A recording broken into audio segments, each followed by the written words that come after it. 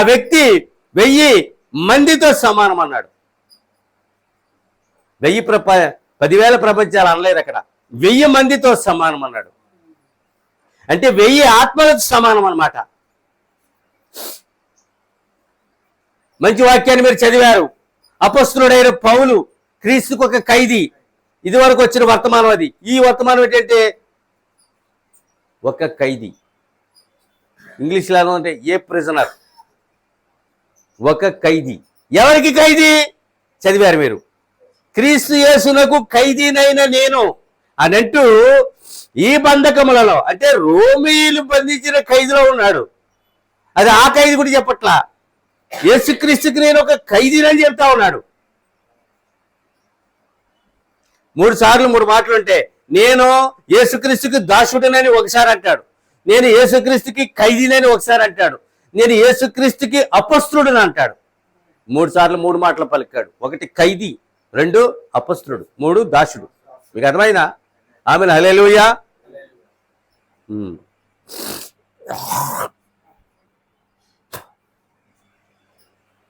Towel తీసే.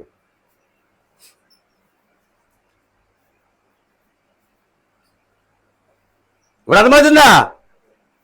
అతడు క్రీస్తుకి ఒక ఖైదీగా మారాడు. దేవుడు ఖైదీలను వెతుకుతున్నాడటండి. తనకి ఖైదీ కావాలి, తన బంధకములలోనికి రావాలి, తన కౌగిళ్ళలోనికి రావాలి. మామూలు మానవుడు అట్టండి ఇనప సంఖ్యలో బంధించడటండి, ఆయన బంగారపు సంఖ్యలతో బంధించాడు. ఇప్పుడు అర్థమైందా? ఆమేన్ హల్లెలూయా. ఇప్పుడు చూద్దాం ప్రియులారా, చూడండి.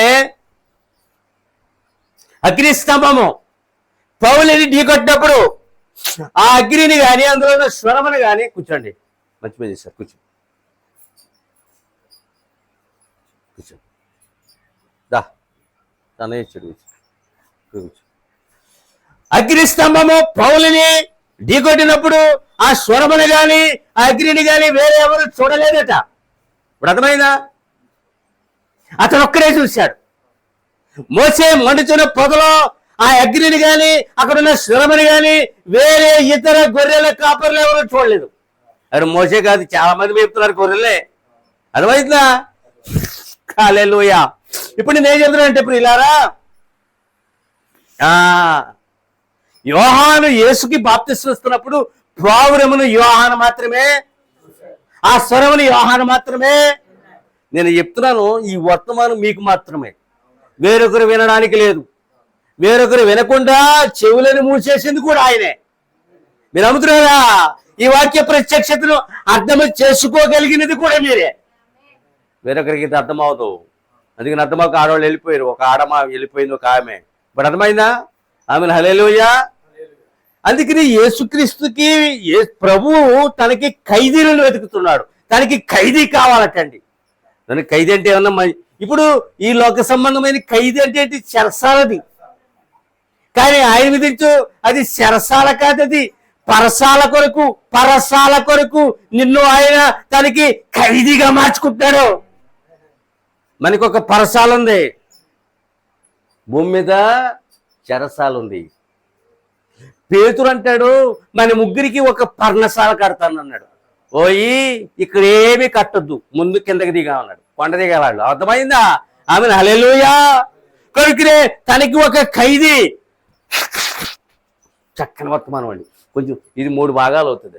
ఇది మామూలు కాదు. ఈ వారం అంతా దీంతో కుస్తీ పడితే అర్థం చెడిపోకుండా దీనిని మనం చూడగలుగుతాం. అది వర్తమానం అంటే, అది స్వశక్తితో చెప్పేది ఏమీ ఉండదు ఇక్కడ. దేవుని స్తోత్రం కలుగ హల్లెలూయా. చూసారా? యేసు మీదకి దిగి వచ్చిన పావురము,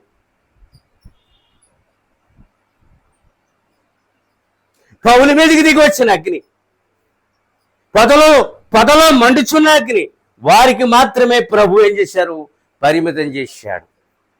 నాకు వచ్చిన కళలో నా అనుభవం, నీకు వచ్చిన కళ చాలా గొప్పది. అది మీ అనుభవంలోనూ అది మిమ్మల్ని మార్చివేస్తుంది. అది ఎందుకంటే నిన్ను మార్చడానికి, తన ఉద్దేశాన్ని నీకు చెప్పడానికి. నాకు అంతే, మీకు అంతే. ఆ దినమును దేవుడు మనతో ఎందుకు అలా మాట్లాడాడు? నాకు మొదటి సిలువ, ఆ అనుభవం నాలో ఉంది. ఆగస్టు నెలలో నమ్ముకున్నానండి. ఈ ఆగస్టు 28కి 30 ఏళ్ళు అయిపోయాయి. ఆగస్టు నెలలోనే ఉద్యోగం వదిలేశాను, ఆగస్టు నెలలోనే బాప్తిసం పొందాను, ఆగస్టు నెలలోనే పుట్టాను. ఇదేంటో నాకు ఎప్పటికీ అర్థమవుతుంది. ఆగస్టుకి నాకున్న లింకప్ ఇప్పుడు అర్థమవుతుందా? ఒక ఉద్దేశం ఉంటుంది. హల్లెలూయా. నేను ఎన్నుకోవడానికి ఒక ఉద్దేశం ఉంది. కనుక చూద్దాం ఈ వర్తమానాన్ని. అందువలన ఇవన్నీ ఏం చేస్తాయంటే దేవునితో నీకు ఒక వ్యక్తిగత అనుబంధాన్ని ఏర్పరుస్తాయి. దేవునితో నీకు ఒక వ్యక్తిగత అనుబంధం. ప్రతి వ్యక్తి అంటే దేవునితో ఒక వ్యక్తిగత అనుబంధాన్ని కలిగి ఉంటాడు. నీ అనుభవం నీదే. అర్థమవుతుందా? నీ అనుభవం నీదే, నీ అనుబంధం ఆయనతో, నీ అనుబంధం నీదే, నీ అనుభవం నీదే. ఇక అంత పర్సనల్, అది భక్తి వ్యక్తిగతమైంది. కుటుంబం అంతా ఎవరికి వాళ్ళే వ్యక్తిగతముగా, ఈ భక్తి వ్యక్తిగతము ఇండివిజువాలిటీ అనమాట. ఎవరికి వారే అమ్మని రక్షించలేను, నాన్ననే, తమ్ముని, వారి పిల్లల్ని, వారి నేను అందువల్ల దక్కచ్చు. జానికి ఒత్తి ఇచ్చే మరి సీటు. హల్లెలూయా. అందుకని భక్తి వ్యక్తిగతమైనది. వ్యక్తిగతంగానే నీ ఒక అనుభవాన్ని ఆయనతో కలిగి ఉండాలి. ఇప్పుడు అర్థమవుతుందండి? ఎంత అద్భుతం అండి. అందుకని ఎవరికి వాళ్ళమే వ్యక్తిగతముగా ఆయనతో అనుభవాన్ని కలిగి ఉన్నాం. అనుబంధం వేరు, దాని అర్థం వేరు. అనుభవం వేరు, దాని అర్థం వేరు. దేవునికి స్తోత్రములు కలుగును గాక. హల్లెలూయా. కనుక పాపము చీకటిగా ఉంటున్నట్టు. పాపం ఎలా ఉంటుంది? చీకటి నలుపుగా ఉంటుంది. చీకటి ప్లస్ పాపము ఈజ్ ఈక్వల్ టు, చూసారా, దుఃఖము. చీకటి ఎప్పుడు దుఃఖము, నలుపు ఎప్పుడు దుఃఖానికి గుర్తుగా ఉంది. నేను మనం ఏం చెప్పాను? చీకటి అనే పాపములో నుండి లాంతారు వెలుగని దీపం పట్టుకుని తలుపుని కొడుతున్నాడు. మాకు గుర్తుందా మాట? నేను మర్చిపోనండి, మీరు ఎప్పుడైనా చెప్తాను. అర్థమవుతుందండి? పాపము చీకటిగా ఉంది, చీకటి పాపముని గుర్తుగా ఉంది. ఇప్పుడు అర్థమైందా? దేవునికి స్తోత్రములు కలుగుగాక. హల్లెలూయా. కనుకనే సాతాను చీకటికి మరియు పాపమునకు దుఃఖమునకు గుర్తుగా ఉన్నాడట. ఎలా ఉన్నాడు? చీకటికి, మీరు నమ్మకపోయినా పాపం ఎప్పుడు చీకటిలోనే జరుగుతుంది. సరే, దాన్ని వదిలేద్దాం. కానీ దానికి కర్త ఎవరు? సాతాను. ఆమెను. హల్లెలూయా. ఇప్పుడు చూద్దాం ప్రియులారా.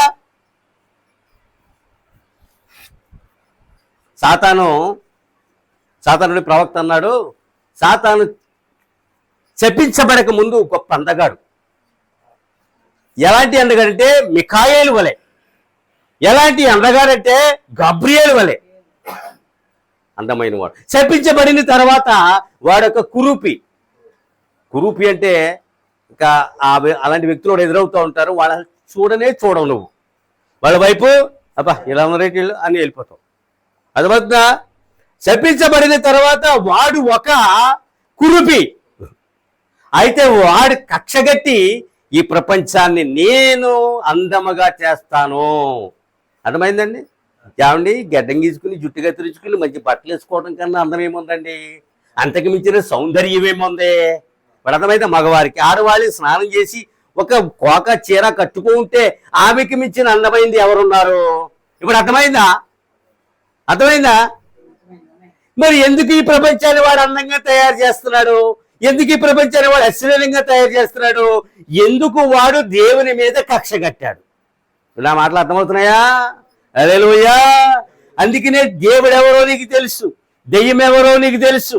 వ్యత్యాసము నీకు తెలిసినప్పుడు ఎవరు పక్షం వహిస్తావు అన్నాడు.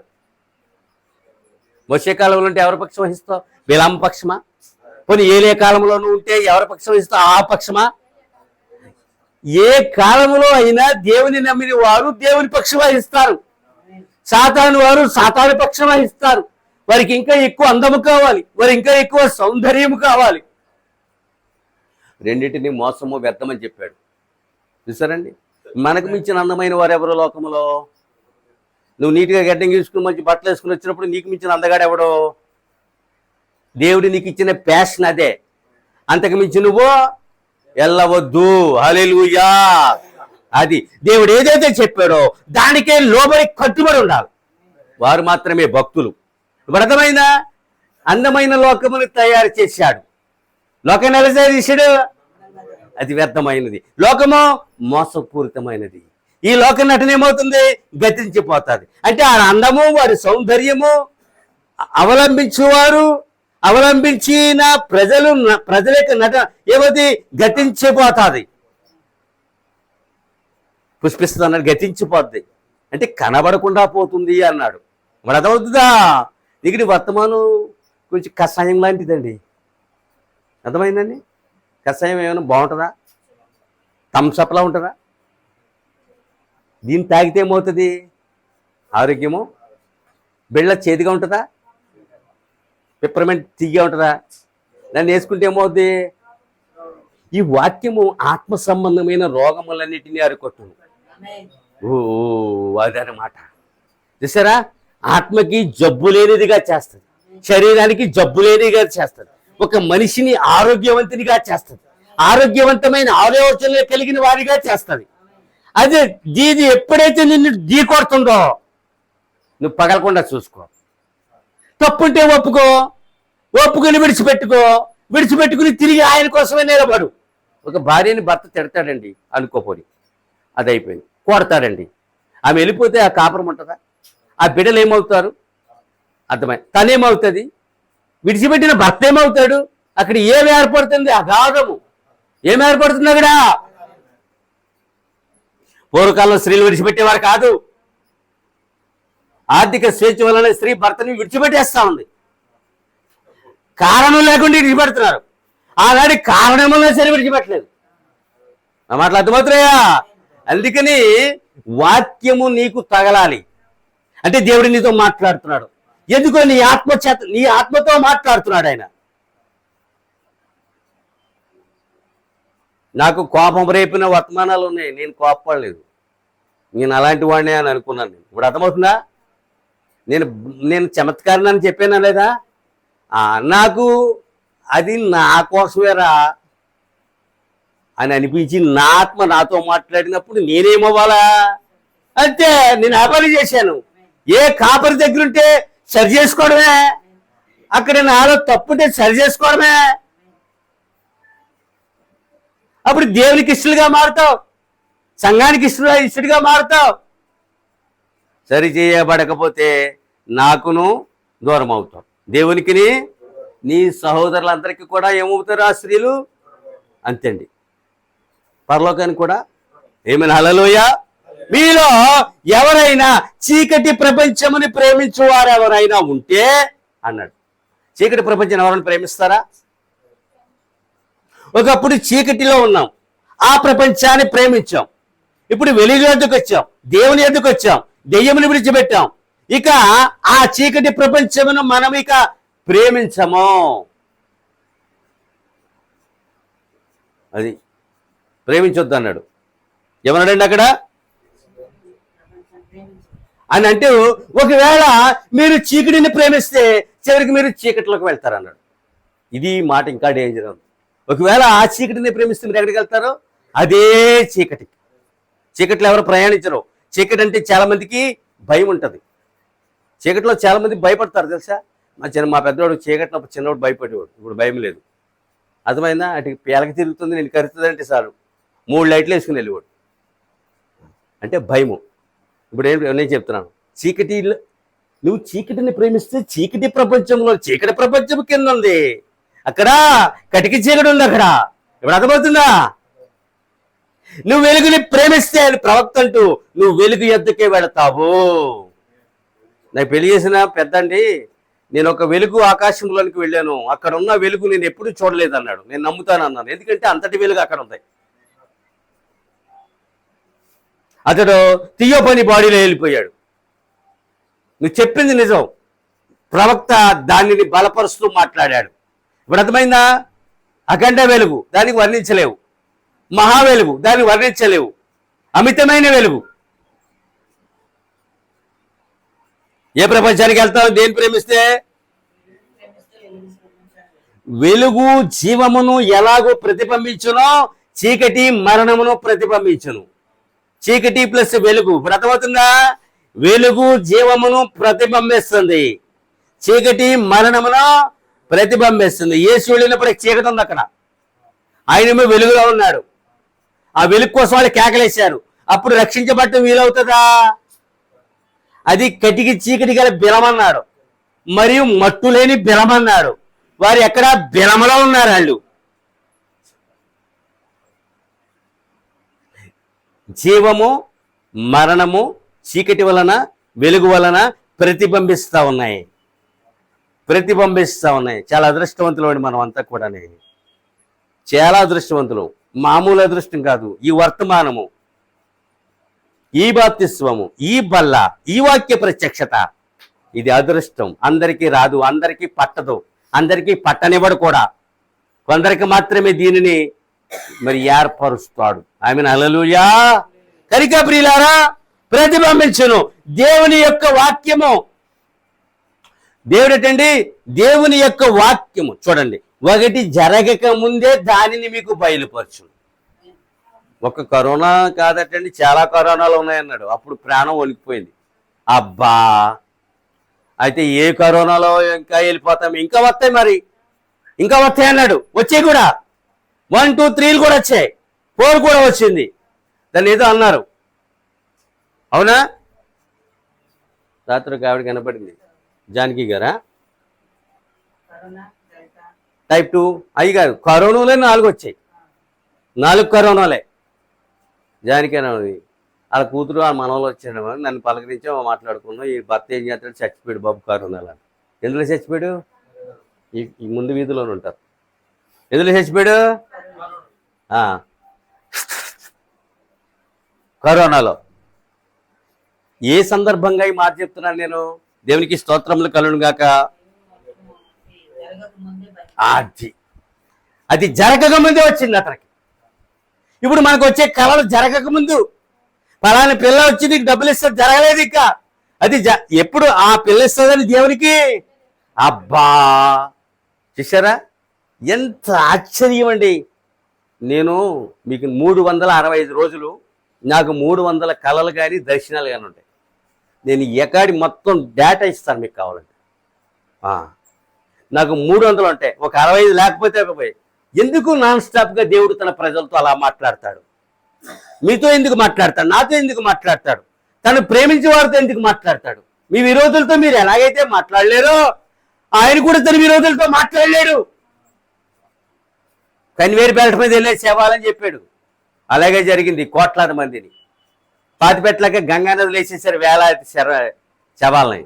ముఖ్యమంత్రి గంగానదిలో వేసేమో ఎక్కడికో కొట్టుకుపోతాయి మీరు రైతులు పాతిపెట్టలే వేసారే గంగానదిలో.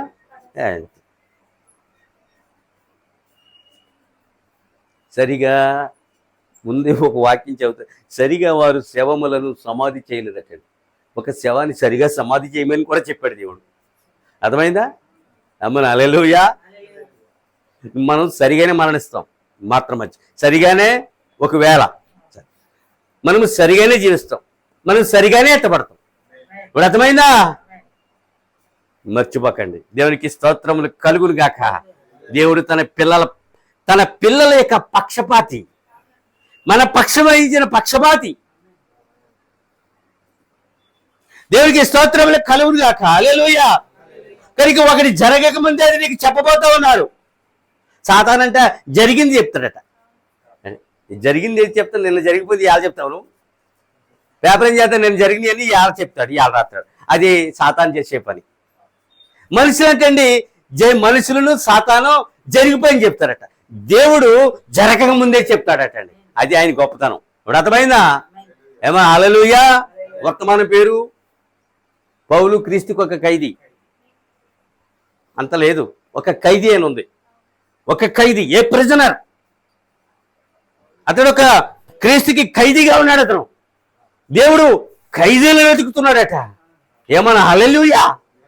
చూసారా? అదేండి దేవుడు. చూద్దాం, ఇదంతా వర్తమానం అంతా చూద్దాం. దేవునికి స్తోత్రములు కలుగును గాక. అంతా లేఖనములలో ఉన్నది. ఆదాము హవ్వలు జీవం మరియు మరణములో ఉంచబడ్డారు. అంతా లేఖనము. ఆదాము హవ్వలు అంటే అండి, వారి ఎదుట జీవం మరణం ఉంచబడిందండి. వారు ఎంచుకోవాలటండి. ఆయనటండి ఇది జీవం అన్నాడట, ఆయన ఇది మరణం అన్నాడట, వారి ఎదుట ఉంచాడట. ఈ దినము అదే అని అన్నాడు. ఈ దినమో మనిషిని ఎదుట జీవమో మరణం, వెలుగు చీకటినే ఉంచాడు. అంతే, నువ్వు ఎంచుకోవాలి. ఈ సువార్త ఎంత గొప్ప దేవుడు అండి. వాళ్ళు ఎదుట ఉంచాడు, ఉంచి అది మీ యొక్క స్వేచ్ఛ నైతిక హక్కు, ఎంచుకునే హక్కు నీకు మాత్రం ఉంది. నేను నిన్ను ఎంచను, నువ్వే ఎంచుకో. ఇప్పుడు అర్థమైందా? వాళ్ళు ఎంచుకోలేదు, వాళ్ళ జీవమును ఎంచుకోలేదు, వాళ్ళు మరణానికి స్వీకరించారు. వారి దేవుని విసర్జించారు, వారి సాతానుని, వారి జీవమును విసర్జించారు, వారి మరణమును. ఏదేను తోట వెలుగుమయము, ఏదేను వెలుపుట చీకటిమయము. మీకు విషయం చెప్పనా? ఇప్పుడు అర్థమైందా? ఏదేను వెలుగు, ఏదేను వెలుపుట చీకటి. ఏదేను నుంచి బయటికి గంటేశాడు దేవుడు. ఈ తోటను విడిచిపెట్టి వెళ్ళిపోండి అన్నాడు.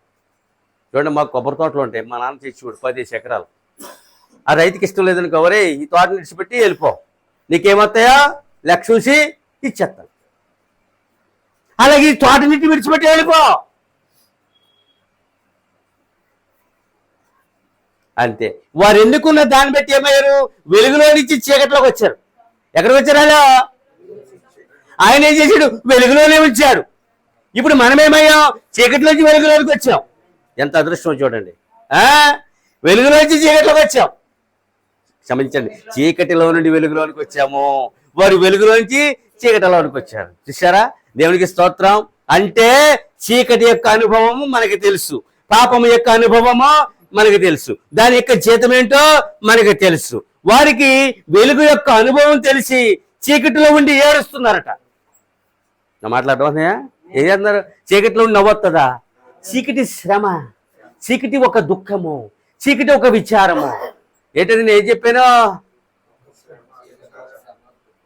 అర్థమవుతుందా? అక్కడ ఆనందం పొందాలన్నా దొరకదు, సంతోషము పొందాలన్నా దొరకదు అక్కడ.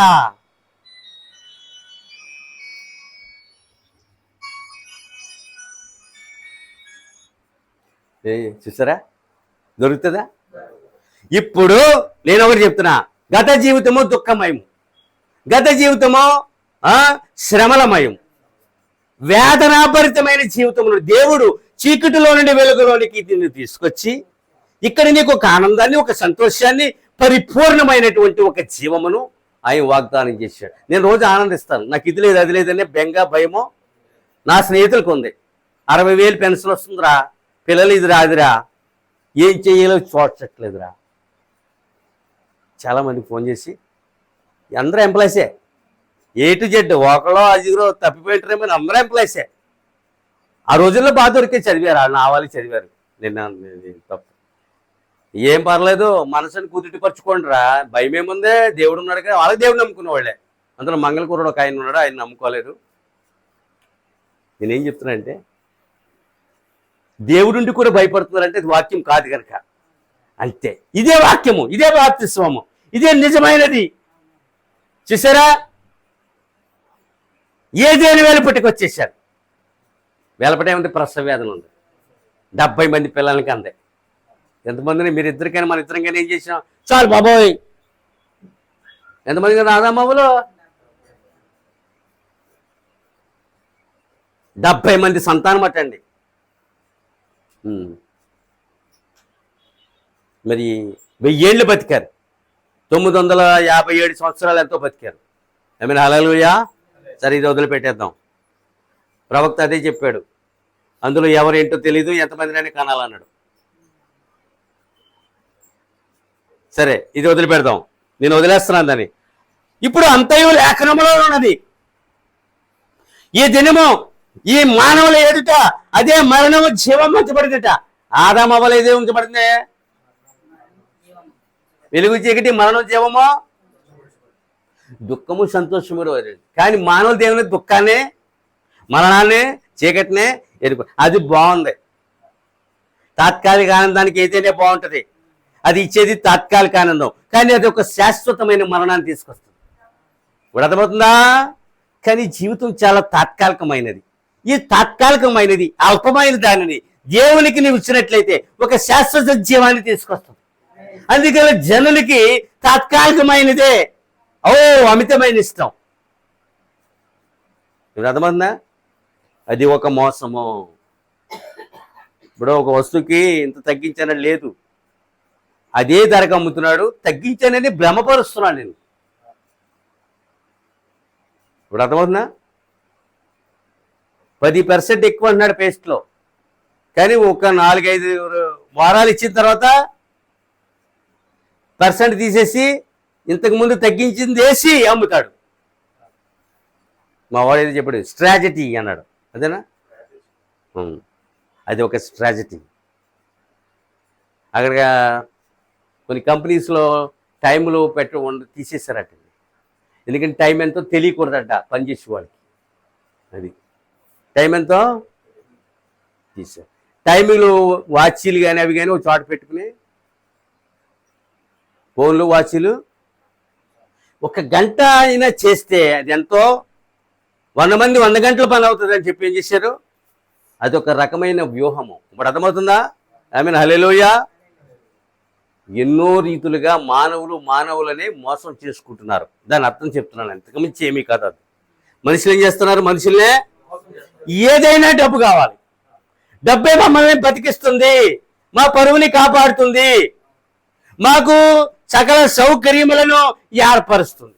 నేను చిన్న సెకండ్ హ్యాండ్ పిజి పంపారు, దాన్ని కొనే శక్తి నాకు లేదు. I have no capacity about purchase the fridge. లేదా దాన్ని ఆనందంగా స్వీకరించారు. మీకు అర్థమవుతుందా? అది వేరే రూపంలో దానిని నేను కొనలేను. అది వ్యవహరించారు. అది యెహోవా వలన సదుపాయములు కలుగును, అదే మాట నువ్వు ప్రార్థన చేయి. మొన్న కల్లో ఒక చిన్న మోపెట్టి మీద వెళ్తున్నాను, 2 ఆడవాళ్ళు డిస్కస్ చేస్తున్నారు. ఆయనకి బండి ఎందుకు లేని ఒక ఆవిడండి, ఆయనకి బండి ఉంటే సేవ జరుగుతుందని మరొక ఆమె అంటుంది. ఆ కళ వాళ్ళు వాళ్ళ అన్న మాటలు వినపడిన తర్వాత ఎవరో ఈ బండి మీద చిన్న మోపెట్టు మీద వెళ్తున్నాను. ఆ మోపెట్టు అది లోన, చిన్నతనం నుండి కూడా లోన అంటే ఇష్టము, చిన్నప్పుడు చేయి, దాని మీద నేను వెళ్తూ ఉన్నాను. మీకు ఎప్పుడు కూడా అండి ప్రయాస పడవలసిన పని. నువ్వు ఎక్కడ ప్రయాసపడ, నువ్వు ప్రార్థనలోనే పోరాడాలి. ఇందాక కీర్తనలు ఏమన్నాడు? ఆయనకి ప్రార్థన చేయువారిలో సమూయేలు ఉండెను. సమూయేలు ప్రవక్త. అర్థమవుతుందండి? సమూయేలు ప్రవక్త ఒక ప్రార్థనా పరుడు. వాళ్ళు ప్రార్థన మాత్రమే చేశారు, దేవుని ఎదురు జవాబు తెచ్చారు. ఇప్పుడు నేనేం చేయనని అడిగారు వాళ్ళు, చేతులు ఎత్తేసారు. ఇప్పుడు మేమేం చేయాలి అదే అడగమన్నాడు ప్రవక్త. నీకు ప్రార్థన చేయమన్నాడు, ఇప్పుడు నేనేం చేయాలి ప్రభా? వెంటనే జవాబు పంపుతారట. ఇప్పుడు నేనేం చేయాలి ప్రభా? ఆ రోజంతా, ఆ రాత్రి అంతా అలాగే చేయాలి. ప్రభు ఇప్పుడు మేమేమి చేయాలి మీరు చెప్పండి త్వరగా. ఎవరి దగ్గరికి వెళ్తే దానికి జవాబు వస్తుంది? ఎవరి దానికి జవాబు చెప్పగలరు? ఆమెను, హల్లెలూయా. కలిగిన వారు ఎంచుకునే వాళ్ళను అంతే అండి. మనమే ఎంచుకోవాలండి భక్తిని, దేవుణ్ణి, సంఘమును మనమే ఎంచుకోవాలి. అది నీ యొక్క స్వేచ్ఛ, నైతిక హక్కు. స్వేచ్ఛ ఉన్నది, నైతికత ఉన్నది, హక్కు ఉన్నది, ఎంచుకునే శక్తి మీకున్నది. అది అంతే తప్ప దేవుడు బలవంతంగా తన మతాన్ని నీ మీద రుద్దడు. నేను రానని వెళ్ళిపోతుంటే నీ బతిమాలుతాడా? ఈ పని నేను చేయనంటే మరొక వ్యక్తిని పెడతాడండి. అర్థమవుతుందా? ఒక ఉద్యోగి నేను మానేస్తానంటే నీవు దొరకడం మళ్ళానే మరొక ఉద్యోగిని స్థానంలో ఖచ్చితంగా ఆ యజమానికి దొరికినట్లుగానే ఉంటుంది ఇది కూడా. అందువల్ల తన మతాన్ని, తన భక్తిని, తన వాక్యాన్ని మీద రుద్దడు. నువ్వు నమ్మిన తర్వాత నమ్మిన బంటుగా ఏం చేయాలి? నమ్మకమైన గొర్రెగా వెంబడించడం నేర్చుకోవాలి. మరి అర్థమవుతుందండి? ఆమెను, హల్లెలూయా. వాక్యం ఉండాలి, ఆదివారం ఉండాలి, ప్రార్థన ఉండాలి, పరిశుద్ధ జీవితం ఉండాలి, కమిట్మెంట్స్ ఉండాలి, తగిలిన తీర్మానములు ఉండాలి. చొల్లు ప్రపంచం అండి. ఏముందతే దురద సేవకి చొల్లు అంటే అబద్ధం. చొల్లు అనే మాట మీ జిల్లాలో వాడతారా? చొల్లు మాకు ముగ్గురు పద్మలు ఉన్నారు. సొల్లు పద్మ అంటే అర్థమవుతుంది, మామూలు పద్మ అంటే ఇంకో పద్మ ఉంది, రాజుల పద్మ అంటే అర్థమవుతుంది. అవునండి, ఎందుకు అర్థమైందా? చొల్లు పద్మ, చొల్లు అంటే అబద్ధం అని అర్థం. నేను రాజుగారు తెలుసు, చచ్చిపోయింది ఆవిడ. దేవుని స్తోత్రం, హల్లెలూయా. తీర్పు దినమున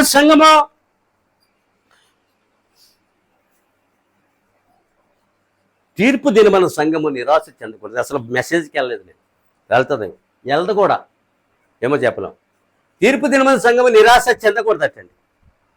ఎందుకంటే నువ్వు నమ్మి బాప్తిస్మం పొంది రక్షించబడ్డావు, మారుమనసు పొంది పరిశుద్ధాత్మను పొందావు, లేదా ఫలముల ఫలించావు. కానీ ఆ దినమున నీవు నిరాశ చెందకూడదు. ఒకవేళ ఎవరైనా నిరాశ చెందితే నశించిపోతారట. కానీ నిరాశ చెందని ఒక జాబితా ఉంటుందట. అది ఎవరంటే రక్షించబడని వారు, అన్యులు. ఎవరాళ్ళు? మరి ఈ శిక్షణకు తగినని నరకానికి వెళ్తారటండి. ఈ శిక్షణకు వాళ్ళు ఏమన్నారు అక్కడ?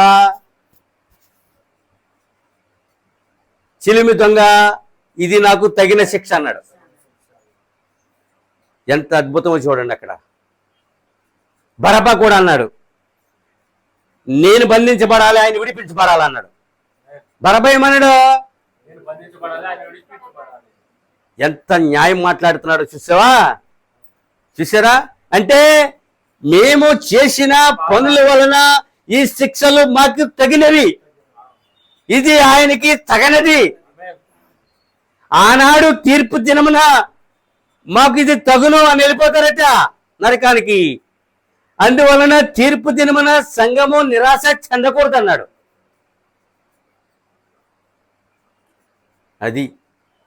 అది వారికి తగినది, శిక్ష నీకు తగనది అని మాట్లాడుతూ ఉన్నాడు. ఎందుకంటే నువ్వు శిక్షించబడడానికి భక్తి చేయట్లేదు, శిక్షించబడడానికి వెంబడించే. శిక్షించబడడానికి ధనాన్ని, బలాన్ని, సమయాన్ని ఇస్తున్నావా? లేదు, రక్షించబడడానికి ఇస్తున్నావు. ఏమని? హల్లెలూయా. కనుక వారందరూ ఏమవుతారు? ఒకవేళ ఒక విశ్వాసికి, ఒక క్రైస్తవుడికి శిక్ష విధిస్తాడు, భయాక్రాంతుడు అవుతాడు. ఏమవుతాడు? చాలా జ్ఞాపం పెట్టుకోండి. ముందు వెనుక లోపల అంతా కూడా చెక్ చేసుకోవాలి. ప్రతిదినము ఏం చేయాలి? అంటే ఒక మాట కూడా అన్న, ఏళ్ల సాక్షి ముగ్గురు బూతులు తిడతానా, ఇది లేదు అది లేదంటానా, మీరు ఏమేమి తిడితే ఇస్తామేమో అది మేమేమో ఆవిడని కూడా అను. ఏం బయటకు వెళ్తున్నాను, డబ్బులు 10 రూపాయలు ఉన్నా సరే నీకు ఏం కావాలని అడుగుతాను, వెళ్ళొచ్చాయంటది అంతే. మనం ఏమన్నా భార్య బిడ్డలు బాధ పెడుతున్నామండి? సంఘ బిడ్డలు బాధ పెడుతున్నామా? బయట వారిని ఏమైనా బాధ పెడుతున్నామండి? మన దారి మనం వెళ్తున్నాం, వస్తుంది, మన వాక్యం ఉంది అంతే. తీర్పు దినం ఉందని నాకు తెలుసు, ఆ దినం తప్పించబడాలని కూడా, నాకు రక్షించబడాలని తెలుసు. దేనినైతే సంపాదించుకోవడానికి పట్టబడ్డానో దాన్ని సంపాదించుకోవడానికి ప్రయాసపడుతున్నానని పౌలన్నట్లుగా నేను అంటాను. ఇప్పుడు అర్థమవుతుందండి వాక్యము. ఎంతసేపు? 60. ఎంతసేపు ఉంటాం? రాజుగారు నాకన్నా పెద్దోడు, మేము ఎంతసేపు ఉంటాం చెప్పండి మీరు? ఎంతసేపు ఉంటాం ఇక్కడ? చూడండి, చెప్పలేము. అది ఈ జీవితం తర్వాత మరొక జీవితం వాగ్దానం చేయబడింది. అపొస్తలుడైన పౌలు దానినే చూశాడు. క్రీస్తుకి ఖైదీగా చేయబడ్డాడు. ప్రవక్తను ఒక ఆయన ఒకడు అన్నాడు, నిన్ను ఒక బాంబు పెట్టి పేల్చేస్తాను. బాంబు పెట్టి పేల్చిన తర్వాత వచ్చే పొగ అంతర్ధానం కాకముందే నేను పరలోకంలో ఉంటాను అన్నాడు. ఇప్పుడు అర్థమైందా? ఆ పొగ ఇంకా వెలిసిపోకుండానే పెట్టేరా బాంబు ఎందుకు వచ్చింది? అర్థమైందా? శిరచ్ఛేదనం చేస్తానన్నారంటే పౌల్ని మౌనం వహించాడు. అది మీ ఇష్టం, అది నా ఇష్టం కాదు. అర్థమైందా? అది దేవునికి ఇష్టం. అది నువ్వేమి చేసినా దేవునికి ఇష్టము. నా శిరస్సు నుండి నా శరీరం నుండి శిరస్సు వేరైన వెంటనే నేను అక్కడ ఉంటాను. ప్రవక్తను స్వయంగా అన్నాడంట, వేదిక మీద నిన్ను బాంబు పెట్టి చంపుతాను అన్నాడు. పొగ అంతర్ధానం కాకముందే నేను పరలోకంలో ఉంటాను, చేయవలసిందే చేసుకున్నాడు. బాంబు పెడుతున్నావు, ఒరే నీకు దండం పెడతాను, ఇంకా ఉండాలని ఉందిరా, అప్పుడే పేల్చకరా అని అన్నాడా? నేను చాలామంది అదే అంటాను, ఏమి చేసుకుంటారో చేసుకోండి, నెవర్. ఓ మాట చదివాను నేను, ఇల్లు కనిపించాను, నీతిమంతుని సంతానము, నీతిమంతుని తదనంతరము ధన్యులవుతారు. మీ బిడ్డలో మీ తనంతరం ధన్యులు అవుతారు. మీ భక్తి మీ బిడ్డల్ని కాపాడుతుంది. నా బిడ్డల్ని ఎవరు కాపాడుతారని బెంగ భయమో మీకు ఉండక్కర్లేదు, నాకు ఉండక్కర్లేదు.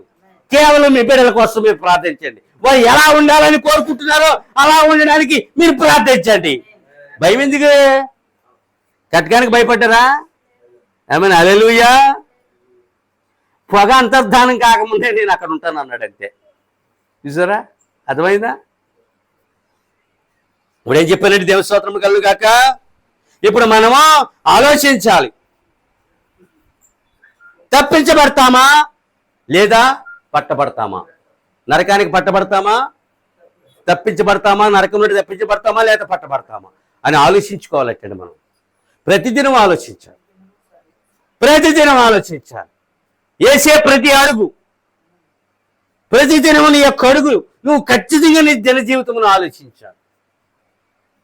పరలోకం అంటే ఊరికి రాదు బాబు, అది నిత్య జీవం. అది నరకానికి వెళ్ళిపోవడం చాలా సులువు. దాదా ప్లేజ్ కూర్చోండి. కానీ రాజ్కుమార్ ఇటేసుకు ఇక్కడ లోపలికి వద్దు, ఇది ఇక్కడేసు లేదు. పరలోకము సంపాదించడం.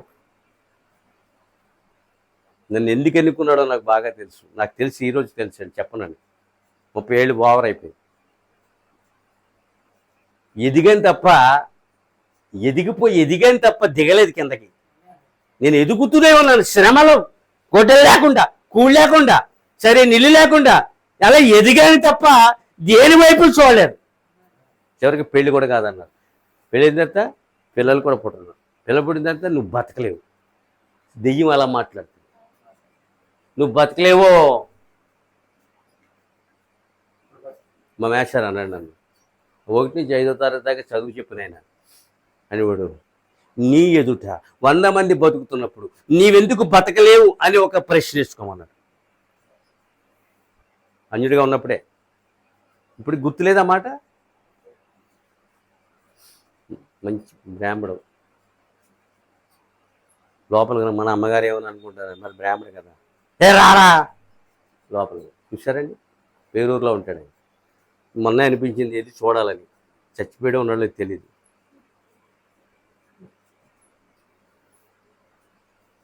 $300 జీతానికి పెట్టుకున్నాను నన్ను. నీకు ఏదైనా వచ్చితే నువ్వు ఏం కాదు, వచ్చి ఇక్కడ కనపడు. పొద్దున్న సందాలా అలా వచ్చి కనపడు. ఆయనకి చిన్న ఫ్యాక్టరీ ఉంది. ఆ ఫ్యాక్టరీ కాడ కనపడు. అటు ఇటు తిరుగు. ఎవరి మీద అజమాయి చేయకు. నీకు 300 ఇస్తాను పాకెట్ మనీ. అది దాచుకో. పొద్దున్నే సైకిల్ వేసుకుని వచ్చాయి. బాక్స్ తెచ్చుకు తినేసి మళ్ళీ వెళ్ళిపో. అలాగ ఒక 6 నెలలు ఇచ్చాడు. ఇంకా రాలేని మేస్టర్ ఏదోటి ఎతికేస్తాను ఈ లోపల అన్నాను. ఇప్పుడు అర్థమవుతుందండి. ఏమైనా హల్లెలూయా. ఆ అనుభవాలు మనకు ఉన్నాయి. అటువంటి వారు అరుదుగా ఉన్నారు. నేనేం చెప్పాను ఇప్పుడు? కొంచెం వాక్యం అర్థమవుతుందా? వినండి. ప్రభువైన యేసుక్రీస్తు నామములోనే. ఇప్పుడు ఏం చెప్పాను చెప్పండి? ప్రభువైన యేసుక్రీస్తు ఏ పాఠశాలకి వెళ్ళలేదు, ఏ వేదాంత కళాశాలకి వెళ్ళి ఏమీ నేర్చుకోలేదు. కానీ 10 ఆజ్ఞలు రాశాడంట. ఏ పాఠశాలకి వెళ్ళి రాశాడు? 10 ఆజ్ఞలే రాశాడటండి. ఏ పాఠశాలకి వెళ్ళి రాశాడు? తన స్వహస్తముల చేత రాతి పలకల మీద రాశాడు. ఒక అమ్మాయి తప్పులో పట్టబడిన తర్వాత నేల మీద రాస్తున్నాడట. ఇప్పుడు అదే పక్కన పెడతాం. తర్వాత మన పేర్లు గొర్రెపిల్ల జీవగ్రంథములో తన స్వరక్తము చేత రాశాడట. 1 పలక మీద. ఇప్పుడు అర్థమైందా? 2, 3ది మరి అలాగే ప్రశ్నిస్తానండి. ఉపాధ్యాయుడి విద్యార్థుల వల్ల ఉండాలి. స్వరక్తం చేత గొర్రెపిల్ల జీవగ్రంథములో. ఆమేన్ హల్లెలూయా. ఇప్పుడు అర్థమవుతుందా? ఎక్కడెక్కడ చెప్పాను? రాతి పలకల మీద,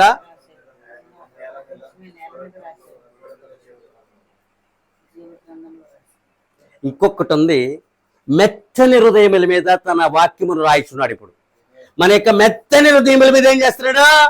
తన వాక్యమును రాస్తున్నాడు. ఇప్పుడు రాతి హృదయములు తీసేసి మెత్తని హృదయాన్ని ఇచ్చాడు. అందుకని వారి రాతి పలకలు ఇచ్చాడు వాళ్ళకి. మనకేమో మెత్తని హృదయం మీద ఇస్తున్నాడు ఆజ్ఞలు.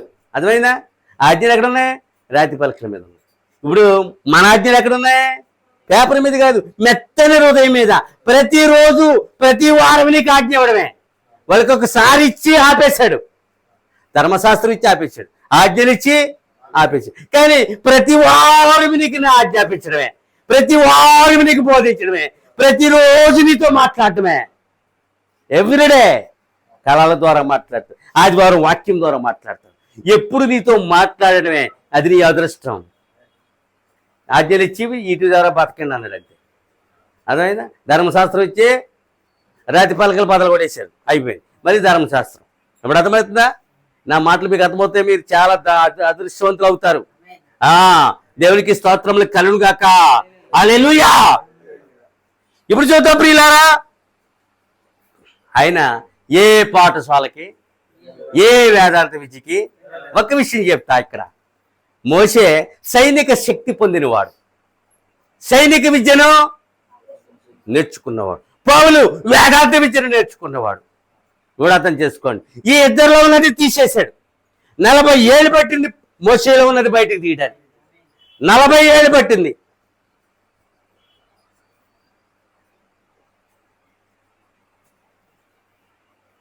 పౌలులో ఉన్నది తీయడానికి 3.5 ఏళ్ళు పట్టింది అన్నాడు.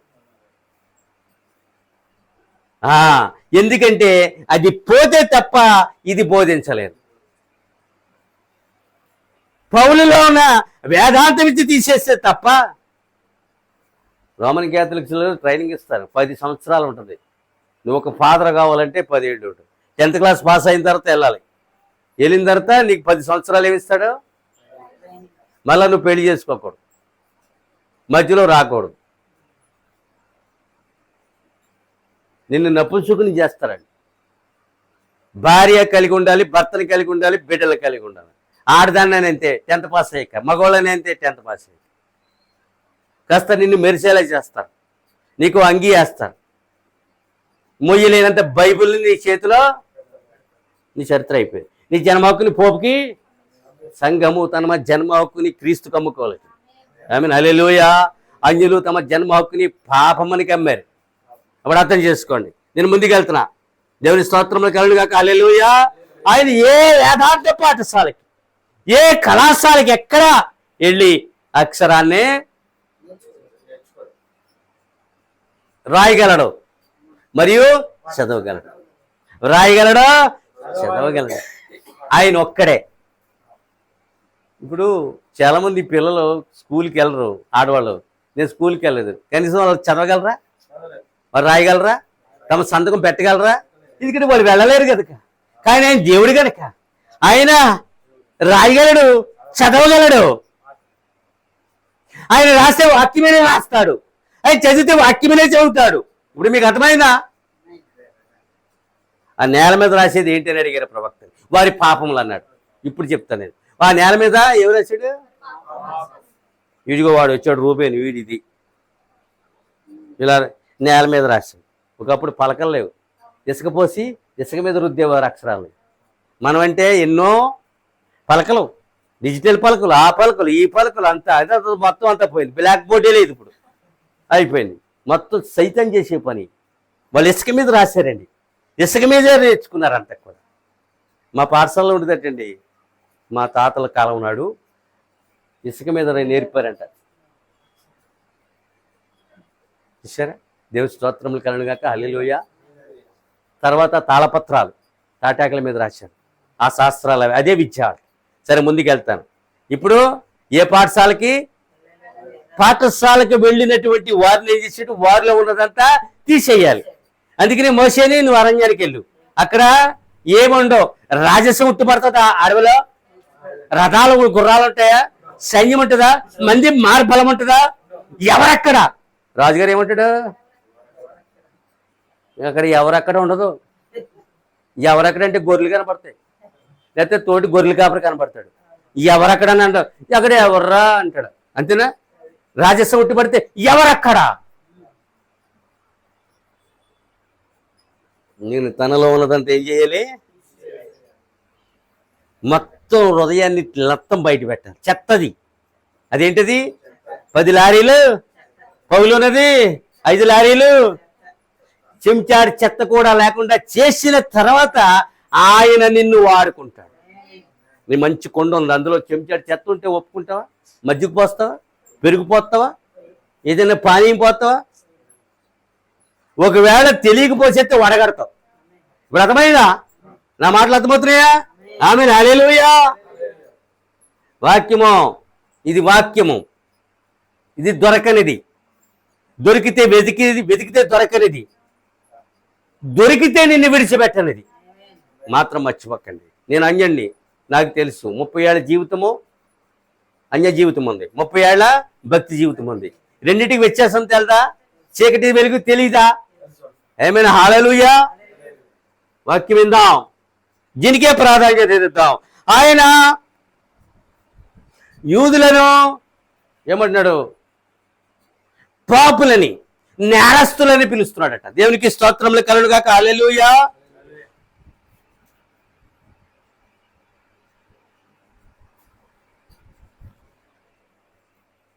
ఆయన ఒకటి చెప్పాడు, క్రైస్తవ మతమునకు, అన్య మతములకు, యూదా మతమునకు పరలోకం అందదన్నాడు. ఏమంటున్నాడు? క్రైస్తవం మతం అంట. అంటే మనం క్రైస్తవ మతం అని అనుకుంటాం, కానీ మతము కాదు ఇది. క్రైస్తవం అన్నాడు మతము కాదు. యూదా అది ప్రపంచం నిండా మతములు ఉన్నవి. ప్రపంచము క్రైస్తవ్యాన్ని మతమని పిలుస్తుంది, మనము మతమని పిలవకూడదు. ఇప్పుడు యూదుల్ని యోధా మతమని యూదులే పిలుచుకున్నారు. అందువల్ల యోధా మతానికి, క్రైస్తవ మతానికి, అన్య మతాలకి పరలోకం అన్నది అన్నాడు. మరి ఇలాగ ఉంటుంది వాక్యము. అందుకని ఇది మతము కాదు, ఇది ఒక మార్గము. దేవుడు ఏర్పరిచింది మార్గము, మానవుడు ఏర్పరిచింది మతము. మానవుడు ఏర్పరిచింది కొట్టివేయబడుతుంది, దేవుడు ఏర్పరిచింది నిలిచిపోతుంది. అర్థమైందా? మతం యేసు యొక్క రాకడికి మార్గమును మతముగా మార్చారు. యేసు యొక్క రాకడికే మతముగా మార్చారు. మతములో దేవుడు ఉండడు, మతములో మనుషులు ఉంటారు, మతములో ఉన్మాదం ఉంటుంది. అక్కడ వాక్యం ఉండేది, దేవుడు పరిశుద్ధాత్మ ఎవరు ఉండరు అక్కడ. అది ఒక ఖాళీ కుండలై. నేను అర్థమవుతుందా? చక్కగా ఉంటుందండి వాక్యం, ఎప్పుడు కూడా బాగుంటుంది. రికార్డింగ్స్ వెళ్తున్నాయి, ఎక్కడ దేశాల్లో తెలుగు వాళ్ళు వింటున్నారండి.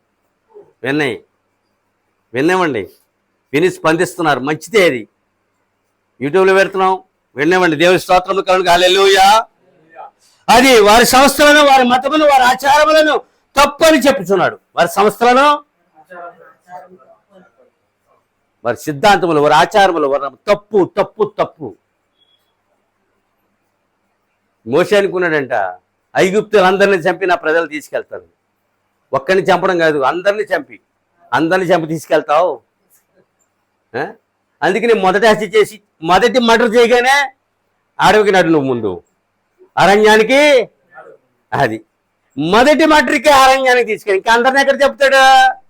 అందువలన అతడు నాయకుడని, విమోచకుడని తెలుసుండి ఏం చేశాడు?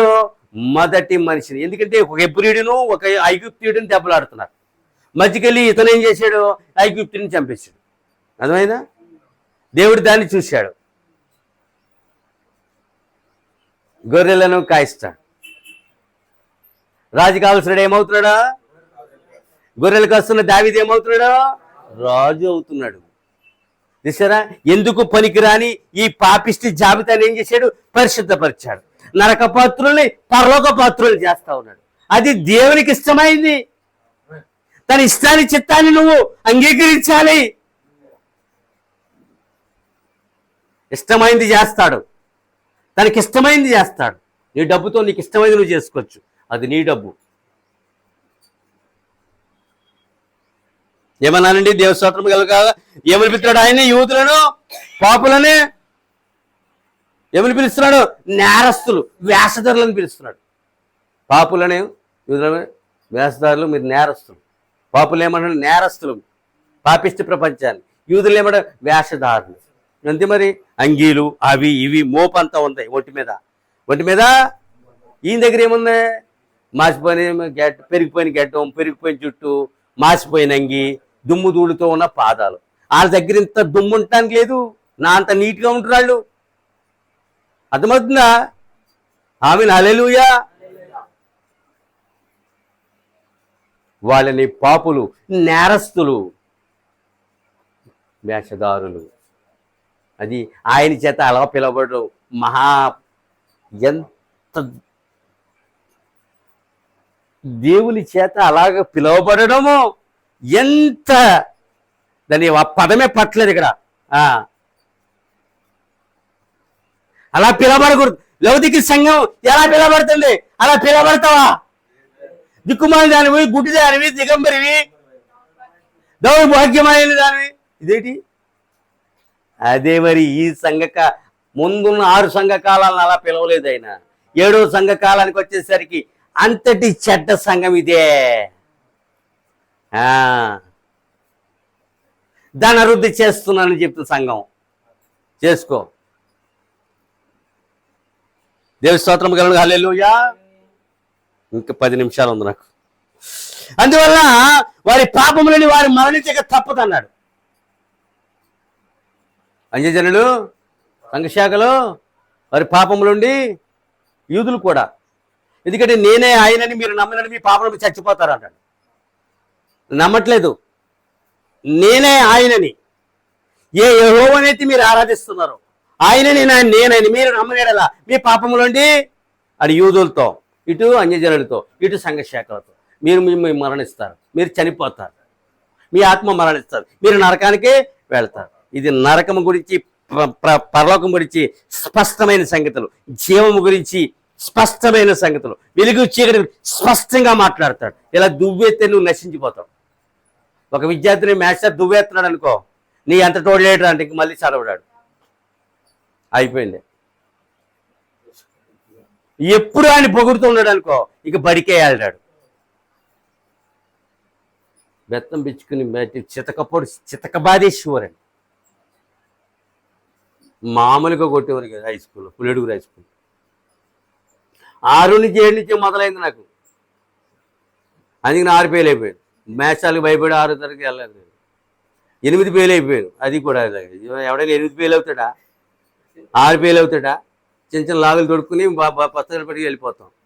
ఎవడైనా ఫెయిల్ అవుతాడండి? 10th ఫెయిల్ అయ్యేది నమ్ముతాం.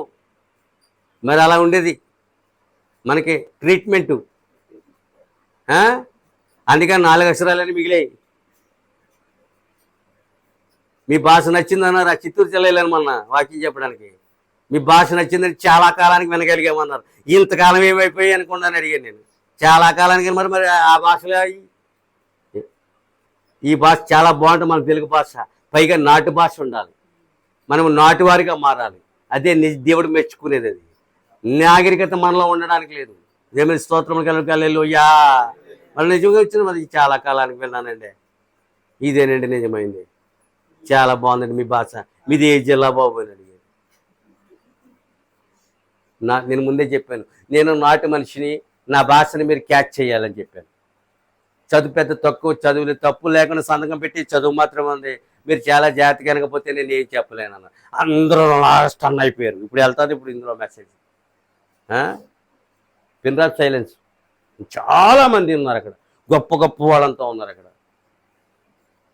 నేను ఎప్పుడన్నా నువ్వే మాట్లాడాలి, నేను మాట్లాడకూడదు. నువ్వే కనబడాలి, నేను కనబడకూడదు. నువ్వే దృశ్యమంది ఉండాలి, నేను అదృశ్యమంది ఉండాలి.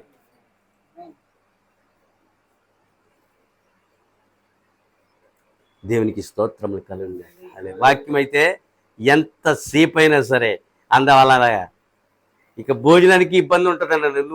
మీరు మాట్లాడకపోతే నేను ధన్యుడిని అవుతాను, మీరు ఆగిపోవాలి. పాస్టర్ గారు నాకు అవకాశం ఇచ్చాక నువ్వు ఆగిపోవాలని, మీరు ఇక మాట్లాడొద్దు, ఈ 2 మీటింగ్స్ అయ్యేదాకా అని చెప్పాను. ఆయన ఆశ్చర్యపోయాడు. చాలా అద్భుతమైన అన్నాడు వచ్చి. అర్థమైందండి. హల్లెలూయా. చూద్దాం. నిజముగా పౌలు రోమన్ చెరసాలలో ఉన్నాడు. ఇప్పుడు వాక్యం వస్తుంది. మరొక కొత్తమంది ఏమి చెప్తారు. ఎక్కడున్నాడు పౌలు? చెరసాలతో ఏం చేసింది? బంధించి ఉంచింది. మానవుడు ఏం చేస్తాడు? మనిషిని బంధిస్తాడు, చెరసాలలో పెడతాడు. కానీ దేవుడు ఏమంటున్నాడు? నీవు నాకు ఖైదీ కావాలి. నీవు నాకేమవ్వాలి? నువ్వు నాకు ఖైదీగా ఉండాలి. నా యొక్క ఖైదీలోనూ ఉండాలి. నాది చెరసాల కాదు, నాది పరసాల. ఈ సంఘము ఒక పర్ణశాల. ఈ సంఘం ఏంటి? ఈ పర్ణశాల దాటితే ఏముంది మనకి? పరసాల. కానీ మానవుడు ఏ శాలలో బంధిస్తున్నాడో? చెర. అక్కడేముంది? అది చెరసాల. దేవుని స్తోత్రములు కలుగును గాక. ఈ గవిని, పరలోకపు గవినికి ఒకే పేరు ఉంది. ఈ గవినికి చూసారండి, ఇందులోకి ప్రవేశించిన వాడు అందులో ప్రవేశిస్తాడని రాయబడింది. ఇప్పుడు అర్థమవుతుందండి? ఇందులో ప్రవేశించిన వాడికి అందులో ప్రవేశిస్తాడని రాయబడింది. మనకి ఎన్నిసార్లు వచ్చాయి? ఎన్నిసార్లు? పర్ణశాల, పరసాల, రెండింటికి ఒకే గవిని. సాతానిది చెరసాల, అది కింద ఉంది. మానవుడి చెరసాల పైన ఉంది. సాతాని చెరసాల కింద ఉంది. మొత్తం ఎన్నిసార్లు వచ్చాయి? ఏమైనా హల్లెలూయా. వాక్యం ఎప్పుడు అలా ఉండాలి, గించుకుంటూ రావాలి, చెప్పుకుంటూ రావాలి. విద్యార్థి ఉపాధ్యాయులు ఇది వింటూ ఉండాలా. అంతేగాని దేవుని దీవిత జక్కయ్య దిగు ఏమి ఇచ్చాలో ఇక్కడ వర్తమానం ఉండాలి. ఇక్కడ నువ్వు ఏమి నేర్చుకోవడానికి వచ్చావు, ఏమి వినడానికి వచ్చావు, ఏమి మోసుకుపోవడానికి వచ్చావు, అది మాత్రమే ప్రాధాన్యత. ఎక్కడున్నాడు? రోమా. యూదులు ఎప్పుడు బంధించడం, చెరసాలించడం, వాళ్ళకి అదే పని. వాక్యమును మళ్ళీ దేవుడు చెరసాల నుంచి విడిపించడం. ఇప్పుడు అర్థమవుతుందా? ఎప్పుడు ఇలా బంధించడం, చెరసాలు వేయడం. చూడండి, 4-5 సార్లు జైలుకి వెళ్ళి వచ్చినాడికి ఇంకే భయం ఉండదు. 4-5 సార్లు బెయిల్ తీసుకున్నవాడికి పోలీస్ స్టేషన్ భయం ఉంటుందా? జైలు భయం ఉంటుందా? రిమాండ్కి వెళ్తాడు, వచ్చేస్తాడు. ఒక మనిషి మీద 1000 కేసులైనా ఉండొచ్చు. ఇంకా యూదులు వేయడం, బయటికి చెరసాల్లోనే ప్రార్థన చేయడం, చెరసాల్లోనే పత్రికలు రాయడం, చెరసాల నుంచి పత్రికలు రాసి పంపించేవాడు. అర్థమవుతుందండి? ఈ ఫిలోమోనికి చెరసాల నుంచి రాశాడు. అది ఫిలోమోనికి పత్రిక ఎలా రాశాడు? ఫిలోమోని పత్రిక చదవండి ఇంటికి వెళ్ళాక. పత్రికల్ని చెరసాలనండి ఏకాంతవాసం అంటది. ఏంటిది? దేవుని స్తోత్రములు కలుగును గాక. ఎక్కడ రాశాడు? ఎడారిలో అధ్యయనము చేశాడు, ఈయనని కనుగొన్నాడు. ఇప్పుడు అర్థమవుతుందా? సువార్త ప్రకటించేసరికి శత్రువు ఏం చేస్తున్నాడు? చెరసాలని కూడా దేవుని పనికి వాడుతున్నాడు. మన మందిరాన్ని దేవుని పనికి వాడము, మన ఇల్లుని దేవుని పనికి వాడము, మనము వాడబడం. మరి పువ్వు కొంటే ఏమవుతుంది? వాడిపోతావు లేదా? నువ్వు వాడబడకపోతే ఏమవుతావు? వాడిపోతావు. ఎప్పుడు వాడబడాలి. అర్థమవుతుందా? చెరసాలను కూడా దేవుని పనికి వాడుకుంటున్నాడు, ప్రార్థనకి వాడుకుంటున్నాడు, పత్రికలు రాయడానికి వాడుకుంటున్నాడు. అది అతనికి చెరగాలేదు. దేవుడు అతనితో ఉన్నాడు. దేవుడు ఎవరితో ఉన్నాడు? అగ్నిగుండంలో ఉన్నాడు దేవుడు. సింహాల బోలులో, చెరసాలలో ఖచ్చితంగా ఉన్నాడు. నేను నమ్మేది అదే. నువ్వు ఖచ్చితంగా ఉన్నావు. అది రోమన్ చెరసాల కావచ్చు, కానీ చెరసాలను కూడా దేవుని పనికి వాడుతున్నాడు. నిజమైన భక్తుడు ఖాళీగా ఉండడు. నిజమైన భక్తుడు ప్రార్థన చేస్తాడు, లేకపోతే ఎవరికైనా ఏదైనా చెప్పడానికి వెళ్తాడు. నాకు ఇద్దరు వెళ్ళారు మామిడాకులు. ఒరే, మామిడాకులు కాలం కాదు, ఎంతకైనా ఇస్తాను. నిజమైన దేవుడు యేసుక్రీస్తు ఆ జోడు తీసేసి ఇలాగా నిలబడ్డాడు. నీ గాడిద, నువ్వు ఎంత యాక్టర్ అనుకున్నావు. మందు తాకండి. ఎక్కడి నుంచి వచ్చావు? మందు తాక్కో, పానపరాగులు నవలుకో, ఇంకా కోసుకో. కావాలంటే ఏదో ఒక దినమున దేవుడు నిన్ను తప్పగా దర్శిస్తాడన్న. వదులుతామా? మావిడాకిస్తూనే మనము దేవుని పని చేస్తాం. చెరసాలలో ఏం చేస్తున్నాడు? మీరు నమ్మితే సింహాల బోన్లో కూడా దేవుని పని జరిగింది, అగ్నిగుండంలో కూడా దేవుని పనే. ఎక్కడున్నా పని చేయాలనే దృక్పథం కనుక నీకుంటే ఎలాగైనా చేస్తావు. బలం ఇచ్చి దేవుని పని చేయొచ్చు, సమయం ఇచ్చి దేవుని పని చేయొచ్చు, ధనం ఇచ్చి దేవుని పని చేయొచ్చు, రైల్లో చేయొచ్చు. రైల్లో ఆ నీన్ని కరపాలి మనం. ఎందుకు గెలుగుతామని ఏళ్ళు అంటారు. వీడికి ఎంట్రీ జరుగుతుంది మల్లారెడ్డి. ఎవడో గెలుగుతున్నావు అన్నాడు. వీడు గెలకపోతే ఎవడో దొరకడన్నాను నేను. అవునండి, ఎవరినో పట్టుకున్నావు డాడీ మొత్తం మీద నువ్వు అన్నాడు మా చిన్న బాబు. ఏమండి, ఎవడికో నా నోరు ఊరుకోదు. గతంలో నా నోరు ఏం చేసింది? వీడికి అప్పుడప్పుడు పద్యాలు వినిపిస్తాను, అవి పాడుకున్నా, ఆ పాటలు పాడాను, ఆ పద్యాలు పాడాను. ఇప్పుడు ఏం చేస్తున్నాను? ఈ వాక్యమును పాడుతున్నాను. ఇప్పుడు అర్థమైందా? ఇప్పుడు వాళ్ళు దొరకడం ఉద్యోగానికన్నా ఎక్కువ రష్గా ఉన్నారండి ఈ జనం. ఏదో చదువు కోసం ఎంతమంది వచ్చారన్నాను. మీరు ఎవరండి అన్నాడు. నేనెవరు రా కూర్చుందాం. అది దేవుని పని చేస్తున్నాడు పౌలు ఖైదులో. దేవుని పని. నేను వచ్చేటప్పుడు టీసీ పట్టుకున్నాడు. 750 రూపాయలు కడితే తప్ప పేరు మార్పు. మీ పేరు నా పేరు జోసఫ్ రాజు అని చెప్పారు. దేవుడు అన్యాయస్తుడు కాదు. జోసఫ్ రాజు అని ఏం చేశాడు? టికెట్లు కొట్టించేశాడు. మీ ఆధార్ కార్డు ఏదన్నాడు. లేదన్నా. మీ పేరేంటి అన్నాడు. అందులో ఉందండి అన్నాను. మీ ఆధార్ కార్డు మీ ఇంటికి ఈ ఫోన్లో లేదు కనుక నా నెంబర్ ఇస్తాను, నాకు డౌన్లోడ్ చేయమన్నాడు.